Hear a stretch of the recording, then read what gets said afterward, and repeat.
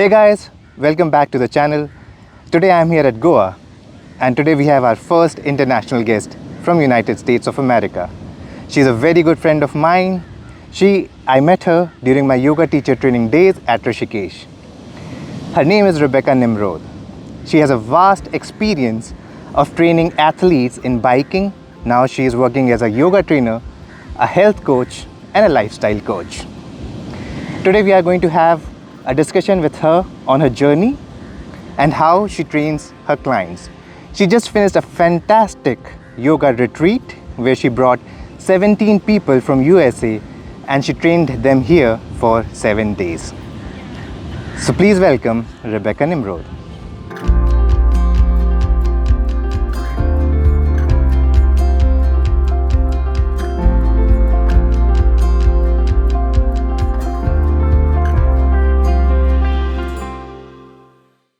Welcome to the show, Rebecca. Thank you so much for coming to my channel. It's so great to be here. What a gift. It's a gift to us. Because of you, the show becomes international now. Yay! I think this is your 4th trip to India? Oh gosh. 4th in the last few years. 4th in the last few I years. came to India the first time when I was 19. Wow. Yeah. Wow. And I'm 47 now. Okay. It's okay. Aging is a beautiful thing. I have no challenge. I think it's a privilege. To age is a privilege. So I suppose you have lost the count of how many times you have been to India. Yeah. It's like home. Nice. Like home. And this particular visit was very special because Rebecca just conducted a yoga retreat.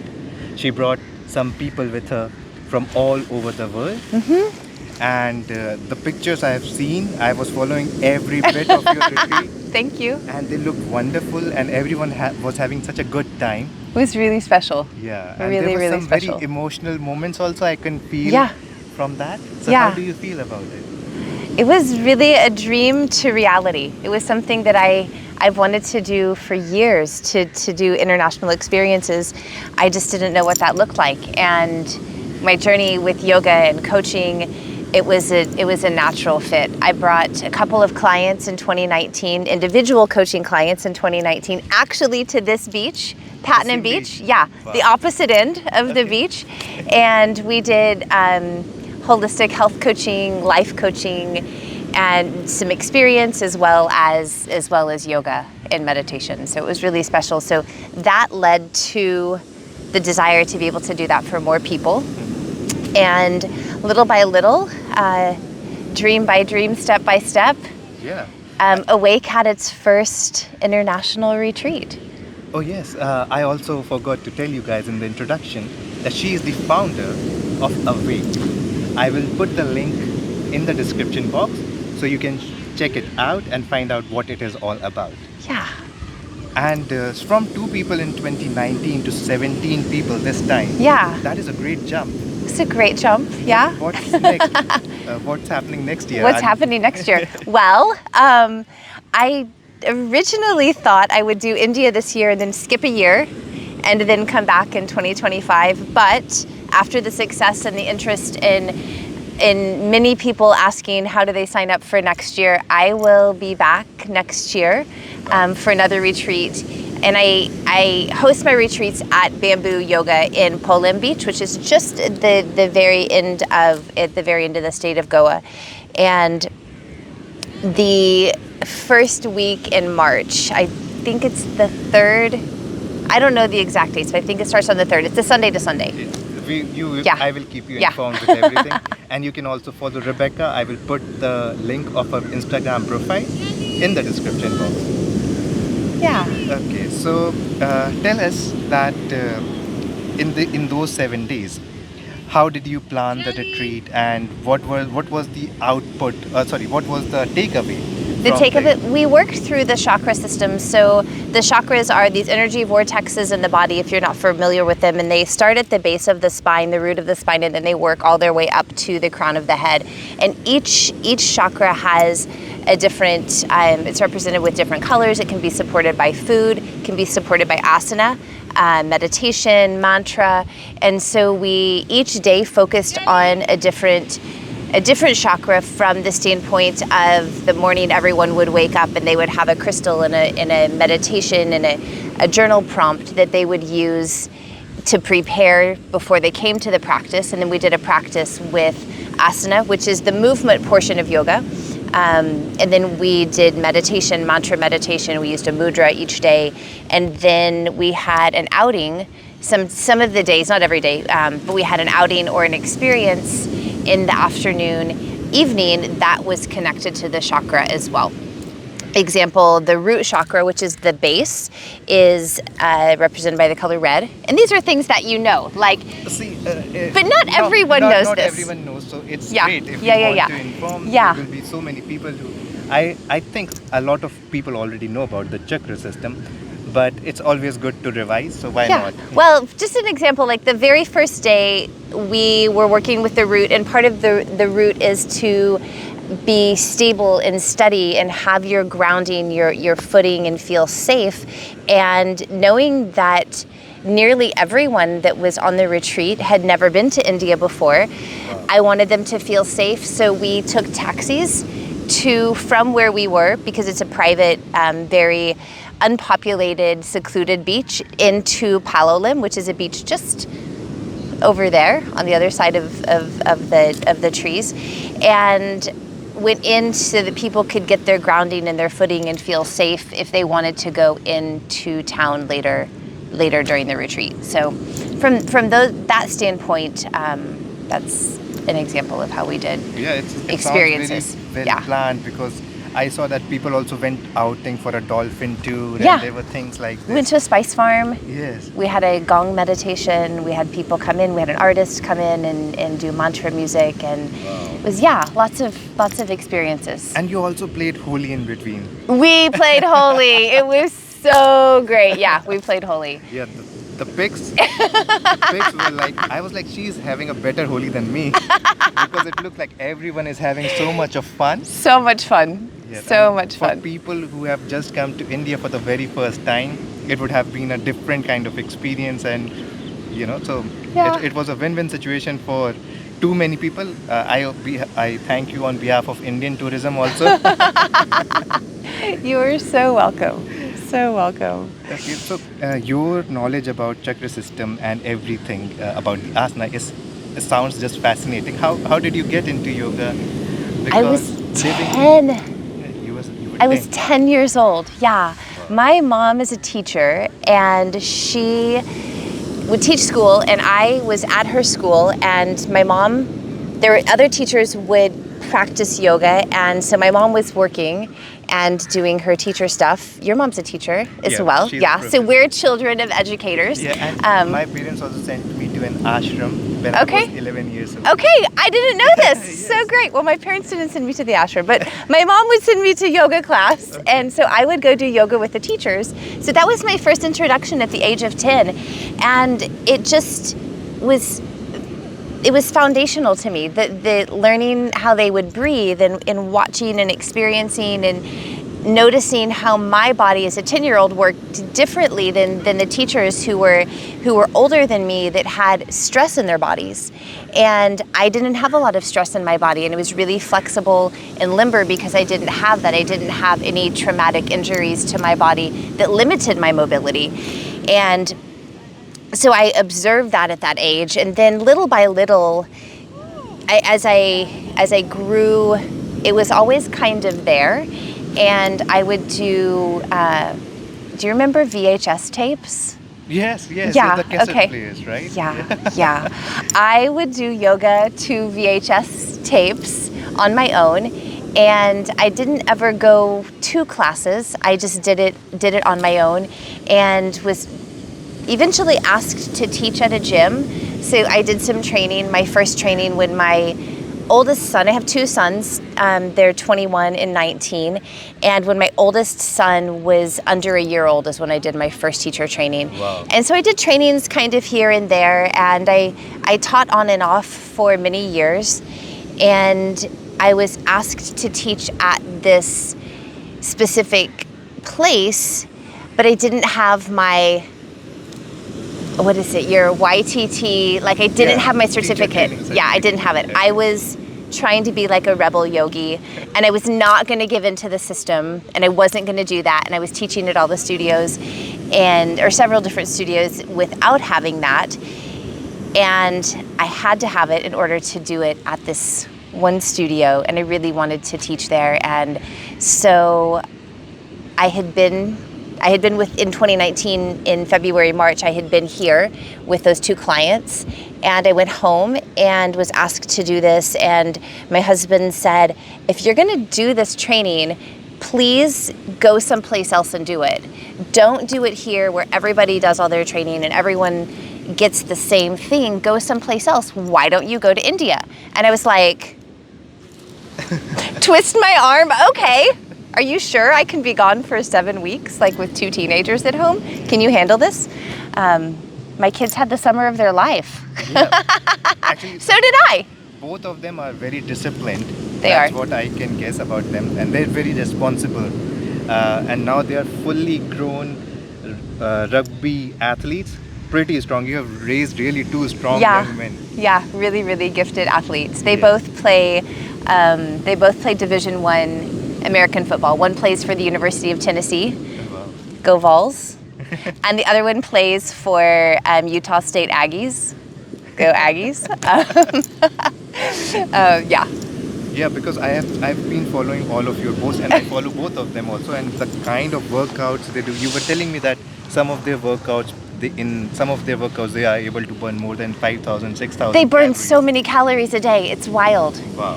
But yoga is a part of that, Tinmay. Like when they were in high school, I was every Saturday morning during the high school football season. Saturday mornings, they played games Friday night, and Saturday mornings they showed up, and they were Mama Nimrod's kids. And I did yoga with the entire varsity football team. And it was so fun to see, like 80 high school boys sometimes it was 60, but they would roll out their mats or bring a towel. Some of them, it was always funny, some of them would bring snacks. So they would like turn, and it takes a special person to be able to do yoga with all these boys. But over the course of the years, it grew to be something. The first year was kind of like, but then year 2, it grew to something that was really foundational and they looked forward to, not just from the flexibility standpoint, but we did yoga nidra, we set sankalpas. I worked with them on breath work, we did pranayam, we did a lot of things that is beyond the asana of yoga. Yeah, I think one of the reasons you were able to stick to yoga is because you are a great teacher. Oh, thanks. Because 60 people looking forward to yoga after first day, which sounds a little bit different. Well, maybe not all of them were looking forward to it, Yeah, but I think most of them, Yeah. It became something that they really enjoyed. And is yoga a very popular thing in USA now? Because from here we see that yoga is becoming popular. So It is. Is it only on social media these days that we see it's popular, or it has been popular for a long time? No, it's been popular, I think, for a long time. It's gaining speed. It's one of those things that is, and hopefully you guys know, and if you don't, I really encourage you to look at the 8 limbs of yoga. The 3rd limb of yoga is asana, which is the movement piece, and that's what has really taken off in the West. Often it's referred to as, I'm gonna go work out, I'm gonna go do my yoga, I'm gonna get flexible, but never, well, I'll ask you, how many times does Patanjali mention flexibility in the Yoga Sutras? Almost never. Yeah, like he just doesn't. You don't have to be flexible to do yoga. You need to be able to sit and breathe, and you're doing yoga. Exactly. So being able to sit in a long time, for a long time at a stretch, that's why asanas were there, so that one person can sit there and just meditate peacefully. Yeah. The young boys that were moving through the practice as a priest, is that right? Priest? Sadhu, a yoga guru. Baba, guru, on their way to that, they I don't know if you've been around like a 9, 10, 11, 12-year-old boy, but they've got a lot of energy. Yeah. And they have to get their yayas out, is what I say. And so they can do that with asana. Yeah. And then they can move into breath work and detachment and concentration and meditation and samadhi. So, but in the West, the movement piece is what has really taken off. Okay, nice. Okay, so Rebecca, tell me that what is mindfulness according to you? What is mindfulness according to me? Mindfulness is an awareness, an intentional awareness, not just internally but externally as well. And the way that you interact with yourself as well as the way that you interact with the outside world, not just other humans, but the way you interact with nature, the way you interact with your emotions, interact with the outside world. Okay. And being aware of that. Mindfulness is a trendy word. Yeah, it is. That's right. Yeah, it's pretty trendy now. It's all over social media. It's all everywhere. Being mindful. There are so many apps. Yeah. So I just wanted to know what's your Yeah. perspective. Yeah. Okay. So tell me about your company, AWAQ. About AWAQ. What does it do, and what is the method? How can people learn from you? Yeah, so AWAQ is something that I've been working on for the past year. I was fortunate enough to be accepted to an entrepreneurship accelerator program in the US. So this is my second mountain. So my first mountain was being a mom and making sure that I reared 2 amazing humans, which I have done, and I'll say I did it well. Yeah, I did it well. I have great kids. I am surprised by their athletic abilities. I can't really. I drove them to and from practices, and I guess they're half genetically mine, so I can take a little bit of credit for that. But their dad, my husband, is played international basketball as well. So, and I come from a really athletic family, so genetically God really has gifted them in that way. But my first mountain was being a mom. We wanted somebody to stay home with our kids. We didn't want someone else to rear our children. And so I was able and fortunate to be able to do that. And this is my second mountain. And so I'm pouring into myself what I poured into my children. And the result of that is AWAQ. And AWAQ is a platform for you to be known internally, but for you to be known for who you are externally. And I use methods of, obviously yoga and meditation and retreat work, but I do health coaching and transformational coaching and life coaching along with human design, quantum human design, and quantum alignment system. So quantum alignment system uses EFT, emotional freedom technique. It's a tapping system to, you tap through different points, and it's a way to release trauma and conditioning from your bodies. That sounds awesome. It's really fantastic. And I began this journey this past year and have seen the benefits in my own life, and will be taking clients this coming spring. Wow. And I've worked internationally, I've worked nationally, like one-on-one in person with people, but I also have worked internationally with clients over Zoom with health coaching and life coaching. I have 2 questions. Yeah. Number 1 question is that the tapping treatment that you give, should I call it a treatment or should I call it a therapy?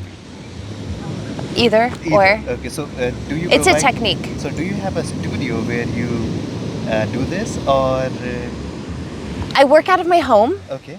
I work out of my home. Eventually, one day, maybe I'll have a studio. I also go to people. Okay. I go to people and I work with them in a space that's comfortable for them. You want somebody to be in a space that's comfortable, and not necessarily a public place, but also on Zoom. Also on Zoom. Yeah, Zoom works. On Zoom, this was my second question. Yeah. So what all things do you teach online? Do you train yoga or personal training kind of thing? I've done that online, especially during COVID. Yes. I did a lot of things on COVID, and every once in a while on my Instagram I've done a yoga Nidra. Yes, I have seen one of Yeah, you. where we did yoga Nidra every day, mornings in May. I called it a couple of years ago, and every morning in May I led people through yoga Nidra. And I also use Yoga Nidra with athletes. So I developed a technique to create an I am statement. And then the athlete uses that I am statement and then implants the 61 places in the body. And then when they are like, I am confident, I am able, they identify what it is that they need during that season to get to where they want to be by the end of the season. And I originally started with my boys, but this past year, I worked with some football players at Tennessee and at Utah with a swimmer, a Division I swimmer, with a Division I volleyball player. And Division I in the United States at the university level is the highest level at which you can play at university. And they saw pretty dramatic increases in their confidence, in their calmness, in their ability to achieve the goals that they had set. And it was because they set aside this time every day to do Yoga Nidra. Wow. Yeah. I am a big fan of Yoga Nidra. And when you said that you have made the 61 points, so is it also like self-affirmation kind of? It could be, yeah, for sure. And Yoga Nidra often is referred to as yoga sleep. Yes. So you use it to go to sleep. But this is used in a different way with the Sankalpa. So I got a text one day, Mama Nimrod, can you please send me that yoga thing? Which was great because I had a voice recording. But it's really sweet. It was one of my son's roommates, and it's really, really special. They may not know the name of it, but they know the impact. And yoga has such deep, deep, deep roots in history, and it works. All of them call you Mama Nimrod? Yeah, sometimes Mama Nimrod or Mama Elliott or Mama Chaz. All very cute names. Yeah, cute names. So my husband is African, and in Africa, I would be called Mama Elliott. Okay. Because Elliott's my oldest child, and so I'd be called Mama Elliott. But there's the boys on the football teams, there's so many moms, like so many players and so many moms, that sometimes they'll just be like, hey, Mama Chaz, because I know I'm Chaz's mom. It's pretty cute. Nice. So thank you so much, Rebecca. You're for coming welcome. on the show. We will be continuing our conversation. Yeah. And Rebecca will be coming on this channel, and she will be teaching us some flows, full body flows, something like that. And there will also be a session on Yoga Nidra. So stay tuned on this channel and please follow Rebecca. Yeah. Send me a message and I'll message you back. Yes. Get in touch with sure. her. And if you are also looking for a retreat, then you have to start very early because the seats fill up very quickly. Would love to have you join us. Yes. Could you please ask them to subscribe if they are... Of course, please subscribe to this YouTube channel. Follow, like, share, all the things, because this guy is really fantastic. Thank you so much. You're welcome. Thank you. Namaste. Guys, I've made a full online course on bow staff, which is known as Bow Staff Masterclass. In this course, you will be able to learn about strikes, throws and catches, flows, contact staff, etc. You can enroll in this course by visiting the website www.blackbeltyogis.com. Also, this is my first YouTube channel, so I request you to consider subscribing to my channel. The course is designed in such a way that both of your hands become equally strong and equally skilled. Skills like throws and catches improve your coordination and reflexes. Some of the skills require your full attention and awareness, hence learning about some bow staff skills increases your concentration level. Upon completion of the course, you will be able to make your own strikes and combos and even start teaching. Bow staff skills are fun and it also looks so cool. So what are you waiting for? Be a part of an active community now. I request you to support my channel by liking, sharing and subscribing. Thank you.